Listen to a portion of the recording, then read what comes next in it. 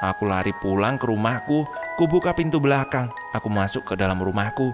Astaga, benar-benar gelap sekali. Aku meraba-raba mencari tombol lampu. Samar-samar aku mendengar suara perempuan seperti sedang menimang anaknya.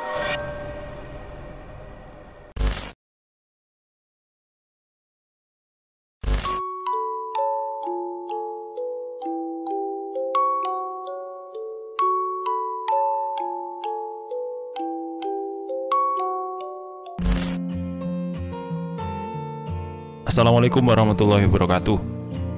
Teman-teman Untung Direkam, kembali lagi di Untung Direkam. Kembali lagi lewat narasi dari Wahyu Subuh. Kita sudah ada di part ketiga. Yang belum nonton part pertama dan kedua, silahkan cek di deskripsi ya. Dan seperti apa ceritanya, mari kita dengarkan.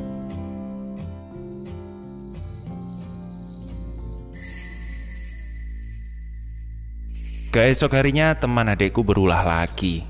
Dia selalu membuatku kesal. Kali ini dia bersama adekku di teras rumah. Selama adekku bermain dengannya, adekku yang lebih aktif ngajakin bicara, sedangkan dia hanya diam saja memperhatikan adekku. Aku mengambil balsem dan ku lemparkan sekencang-kencangnya wadah balsem itu yang terbuat dari kaca mengarah ke teman adekku. Bukannya anak perempuan yang menakutkan itu yang kena, malah wadah balsem itu kena jidat adekku.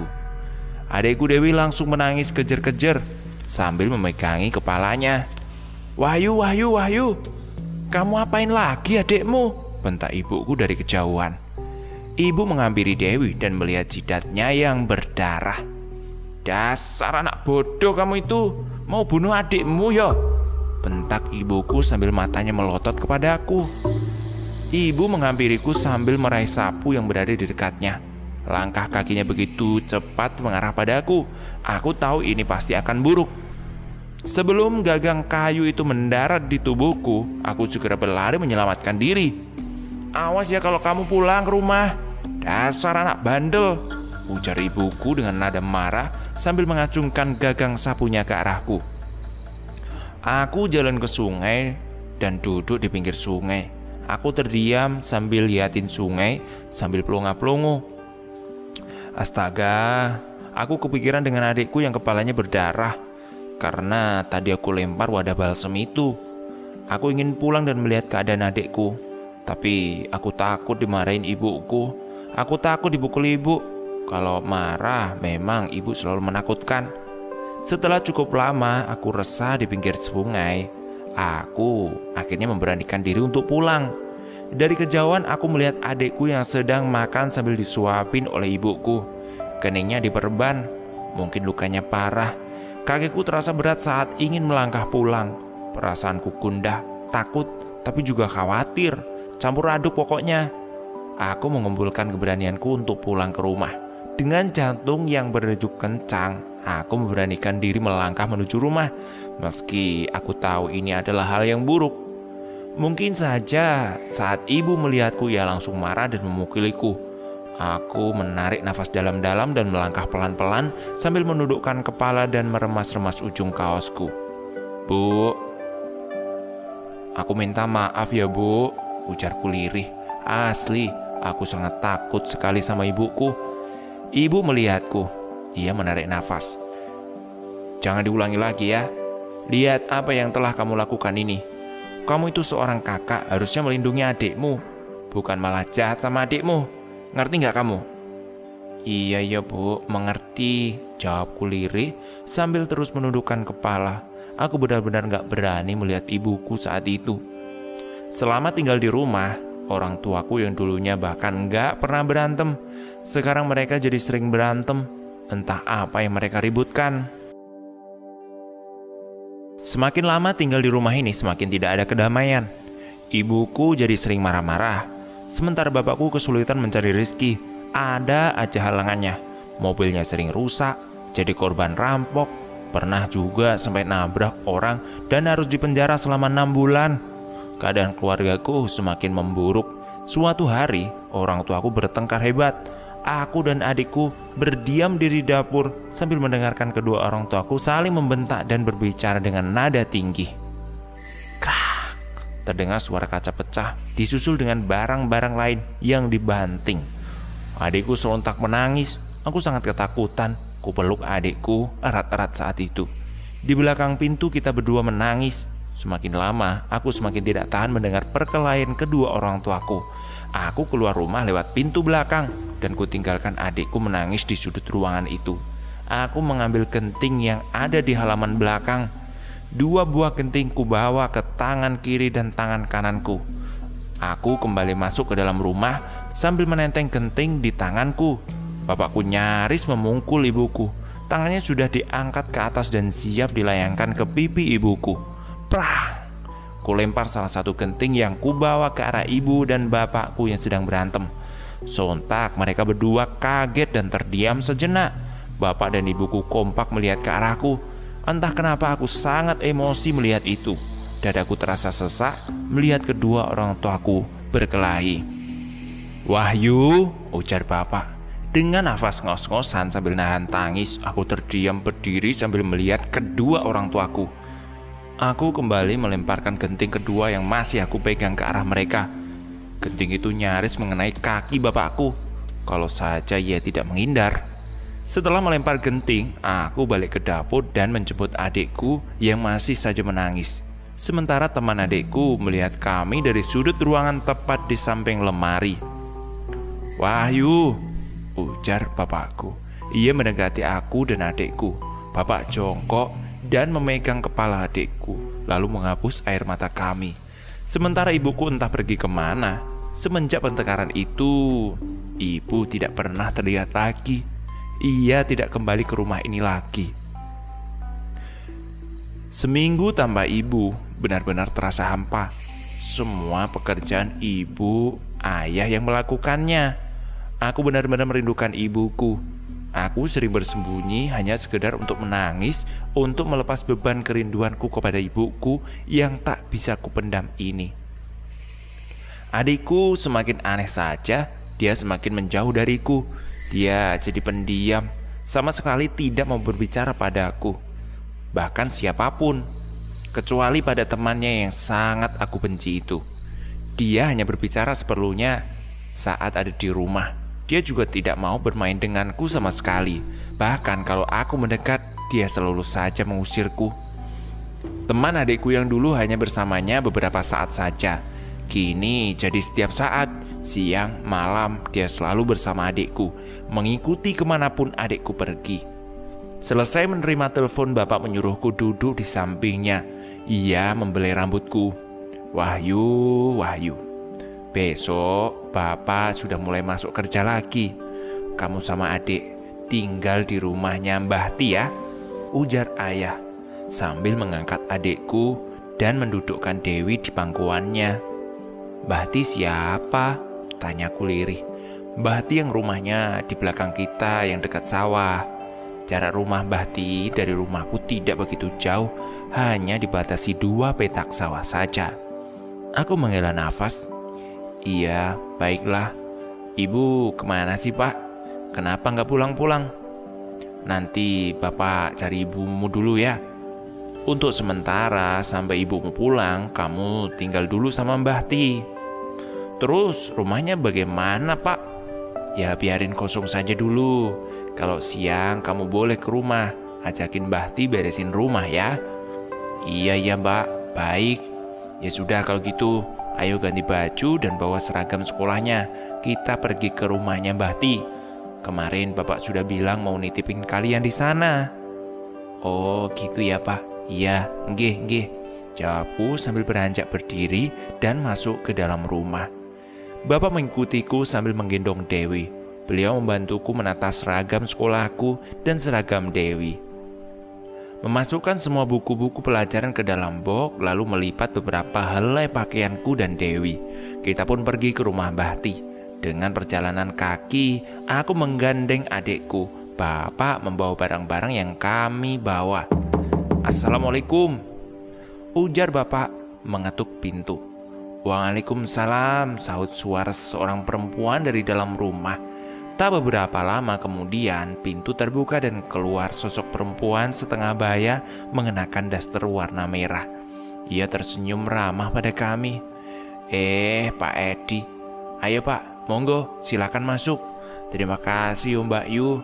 Kok sepi? Pak Min kemana? Pak Min masih ke sawah ngalirin air Pak. Ini anak-anak mau ditinggal di sini sekarang. Iya Mbak, nanti siang saya sudah harus berangkat kerja. Mbah Ti manggut-manggut. Ayo Pak Edi, silakan duduk dulu biar saya bikinkan minum. Waduh Mbak Yu, gak usah repot-repot. Saya harus buru-buru mau pergi. Mungkin minggu depan saya baru pulang ke rumah. Oh begitu ya Pak. Ya udah gak apa-apa. Tenang saja, biar anak-anak saya yang jaga. Sampean gak usah khawatir sama anak-anak sampean. Aman kok di sini. Ngomong-ngomong, sudah ada kabar dari ibunya anak-anak belum Pak? Belum loh Mbak Yu. Entah pergi kemana. Mungkin pergi ke rumah orang tuanya. Saya juga belum ngecek di sana. Ya sudah, kalau gitu saya pamit dulu ya, ujar bapak sambil menyalami Mbah Ti. Anak-anak, untuk sementara kalian tinggal di sini dulu ya, sampai ibu balik. Mbak Wahyu jagain adiknya. Jangan seringan berantem. Jangan bandel dan jangan bikin susah Mbah Ti ya. Iya Pak, iya, jawabku sambil mangguk. Sedangkan adikku hanya diam dan cuek. Dia asik memainkan boneka Barbie yang ia pegang. Bapakku pun pergi. Aku dan adikku ditinggal di rumah Mbah Ti. Ia menunjukkan kamar untuk kita berdua. Dia membantuku menata barang-barangku, memasukkan semua ke lemari. Kalian sudah pada makan? Sudah Mbah. Kalian tinggal di sini nemenin Mbah Ti sama Mbah Min ya. Anggap di sini tuh rumah kalian sendiri.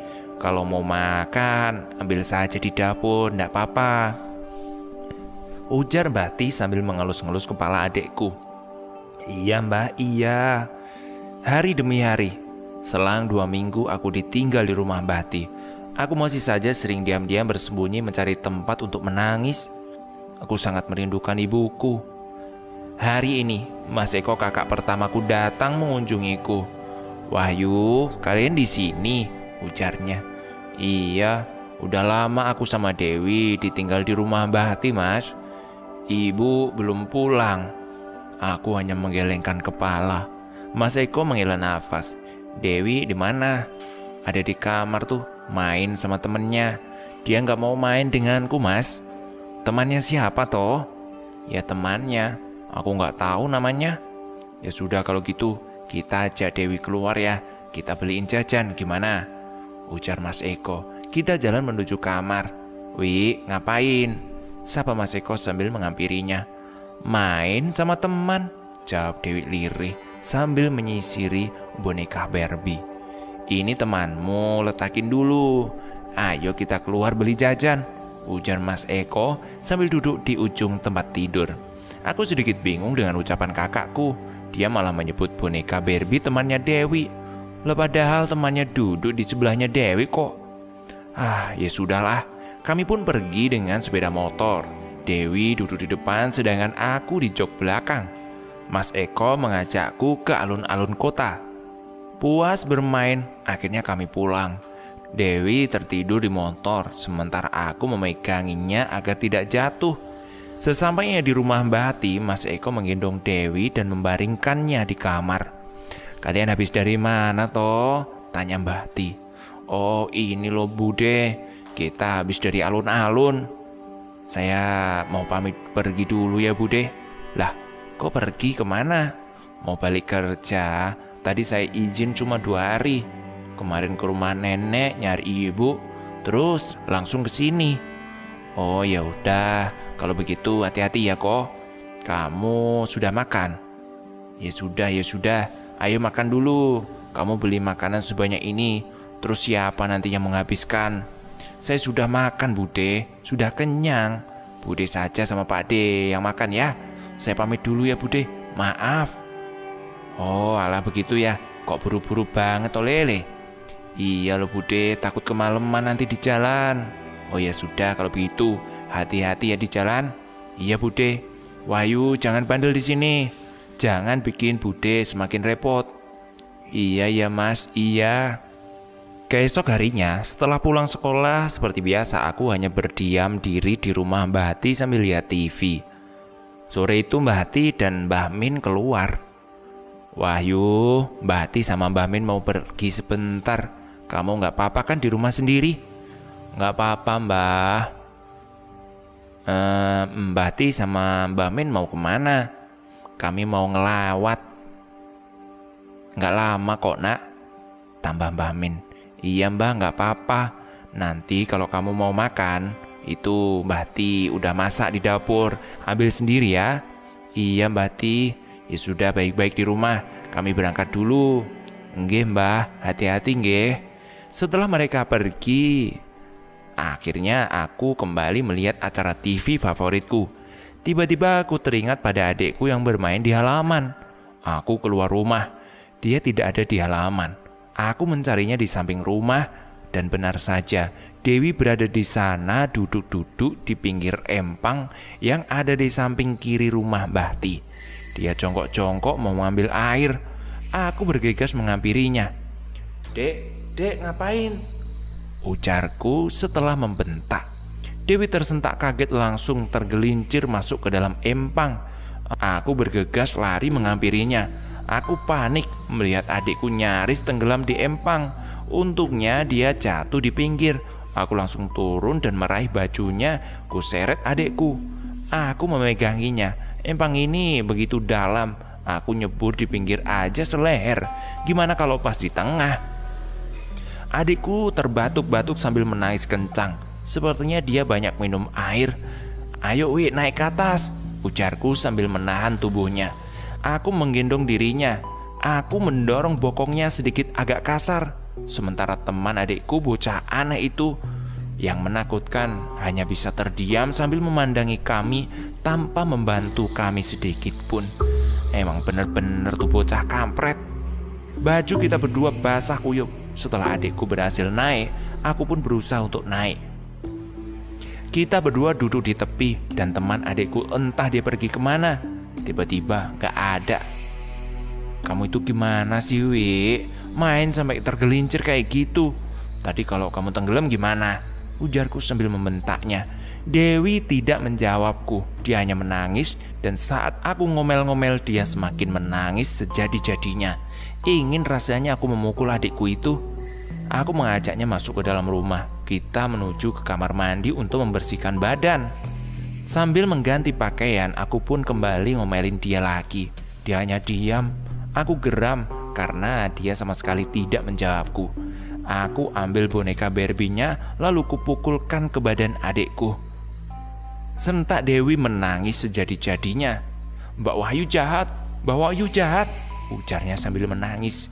"Biarin, sana main lagi ke empang, biar kecebur lagi," ujarku geram. Ku banting boneka Barbie ke atas kasur. Kemudian aku keluar dari kamar dan pergi meninggalkan adikku. Aku pergi ke belakang rumah lalu menangis di sana. Benar-benar saat itu aku benar-benar sangat cengeng. Apa-apa menangis. Selesai menangis, aku menghampiri adikku di kamar, tapi dia tidak ada.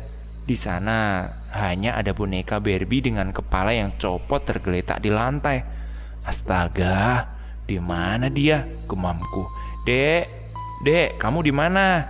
Aku memanggil adikku namun tak ada jawaban. Dewi, kamu di mana?" Aku kembali memanggilnya dan tidak ada jawaban. Aku mencari ke seluruh ruangan dan hasilnya nihil. Aku pun keluar rumah mencari sekeliling rumah, termasuk memeriksa di empang. Tetap saja aku tidak bisa menemukan adikku. Aku mulai mencari ke rumah tetangga, bertanya kepada mereka soal keberadaan Dewi. "Bu, Ibu, lihat adik saya nggak?" "Nggak lihat loh Wah. Memang adikmu tadi kemana?" "Nggak tahu Bu, tadi saya tinggal sebentar kok, malah nggak ada ya di rumah ya." Hari semakin sore, aku terus mencari adikku. Akhirnya warga pun ikut mencari. Ibu RT menyuruhku diam di rumahnya, tapi aku tidak tenang, aku terus memikirkan adikku.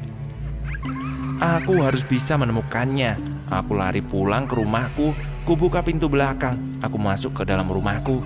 Astaga, benar-benar gelap sekali. Aku meraba-raba mencari tombol lampu. Samar-samar aku mendengar suara perempuan seperti sedang menimang anaknya. Tak beberapa lama kemudian terdengar suara dari dapur seperti orang sedang ngulek sambal. Lampu kunyalakan. Aku berharap suara itu adalah suara ibuku. Namun saat rumah mulai terang, aku tidak menemukan apapun di sana. Aku pergi ke dapur dan masih saja aku tidak menemukannya. Aku pergi ke ruang tamu. Akhirnya aku menemukan adikku di sana. Ternyata benar dugaanku, adikku pulang ke rumah. Dia meringkuk di kursi sambil sesenggukan. Aku menghampirinya. Kulihat dia memejamkan mata. Wi, ayo bangun, ujarku. Beberapa saat kemudian Bu RT bersama 4 ibu yang lain datang ke rumahku. Wi, ayo balik ke rumah Mbah Tia, ujarku. Dewi hanya diam. Dia melepaskan pegangan tanganku. Ayo pulang, ujarku sambil kembali memeganginya. Namun tanganku kembali ditepis olehnya. Gak mau, aku mau di sini, ujarnya. Dok, ayo balik. Ayo balik nenggone bude yo. Bu RT membujuk adikku. Gak mau, pokoknya aku mau di sini, jawab adikku sambil membentak. Sudah Bu, kita paksa aja, sahut ibu-ibu dari belakang Bu RT. Bu RT terus membujuk, kemudian akhirnya dengan sedikit paksaan dia mau pergi bersama kami dan kembali ke rumah Mbah Ti. Sudah dulu ya ceritanya, besok kita lanjutin lagi. Jangan lupa klik tombol subscribe, like, dan juga komen. Kalau kalian penasaran dengan ceritanya, saksikan di part berikutnya. Sampai jumpa. Assalamualaikum warahmatullahi wabarakatuh.